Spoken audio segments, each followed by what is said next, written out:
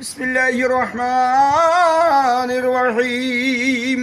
ইন্নাল্লাহা মা'আস সাবিরিন বাল আহইয়াউ ওয়ালাকিন লা তাশউরুন। যত রকমের বিপদ মুসিবত দুনিয়াতে আমাদের জন্য সর্বশ্রেষ্ঠ নিয়ামত আল্লাহ পাকের তরফ থেকে কোরআনে পাক, কালামে পাক, কালামে হাকিম। কালামের আনুগত্য করলে অবশ্যই সেই জান্নাতি, আর কালামের হুকুম মান্য না করলে অবশ্যই ওই শয়তানকে এই কোরআনে পাক জাহান্নাম পর্যন্ত পৌঁছিয়ে দিবেন। এই জন্য এই আয়াতে ফরমান আল্লাহ পাক দুনিয়াতে সর্বশ্রেষ্ঠ নিয়ামত কোরআনে পাক, এবং যারা সমস্ত বিপদ মুসিবতের ধৈর্য অবলম্বন করেন, সবর করেন, যত রকমের বিপদ হোক, কষ্ট হোক, দুঃখ হোক, যাতনা হোক, যন্ত্রণা হোক, তাদের সাথেই আমি আছি।